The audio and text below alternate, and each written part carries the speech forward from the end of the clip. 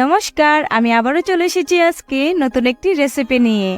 আজকে আমি বানাবো জলপাই দিয়ে আস্ত আচার।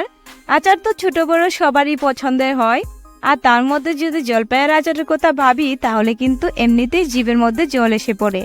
তাই আমি নিয়েছি আজকে আমাদের বাড়ির গাছের জলপাই, এটা দিয়ে বানাবো আস্ত করে আচার। এবার জলপাইগুলিকে কেটে নেব। আমি বটির সাহায্যে জলপাইয়ের গায়ে চিরা লাগিয়ে দেব 3-4টে করে। এটা দেওয়ার কারণ হলো যাতে মশলাগুলি ভালোভাবে জলপাইয়ের মধ্যে ঢুকে যায়।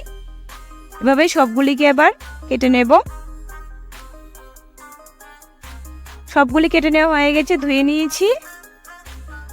এবার মশলা লাগবে হলুদ গুঁড়ো, লঙ্কার গুঁড়ো, জিরের গুঁড়ো, ধনের গুঁড়ো, 5 ফোড়ন, লবণ,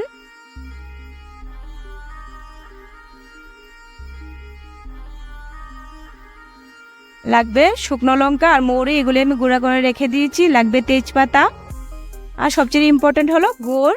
আপনারা চাইলে চিনিও নিতে পারেন। কড়াইটা বসিয়ে তার মধ্যে দিয়ে দিলাম তেল। এবার দিয়ে দেব শুকনো লঙ্কা, তেজপাতা দিয়ে একটু নাড়িয়ে চাড়িয়ে দিয়ে দেবো এবার 5 ফোড়ন দিয়ে এবার ভালোভাবে নাড়িয়ে চাড়িয়ে তার মধ্যে দিয়ে দেব জলপাই দিয়ে ভালোভাবে একটু মিশিয়ে নেব।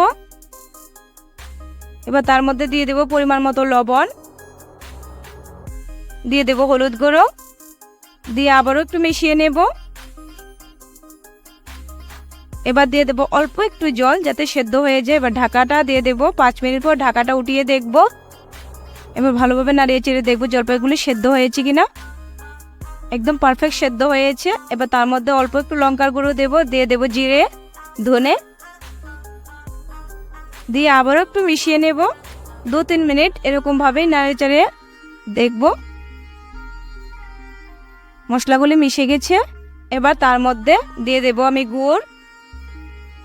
গুড়টা দিয়ে এবার ভালোভাবে নাড়তে হবে যাতে গুড়টা সম্পূর্ণভাবে মেল্ট হয়ে যায়।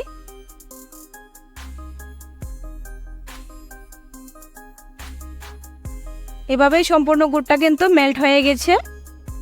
2-3 মিনিট এই পজিশনেই কিন্তু নেড়ে চেড়ে নিতে হবে। এবার ভালোভাবে ফুটে গেলে এবার তার মধ্যে দিয়ে দেব গুঁড়ো করে রাখা লঙ্কার গুঁড়ো,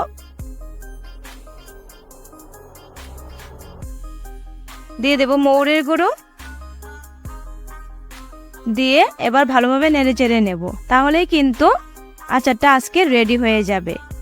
এই আচারটাকে 2 দিন রোদে দিলে কিন্তু প্রায় 1 বছরের জন্য সংরক্ষিত করা যায়।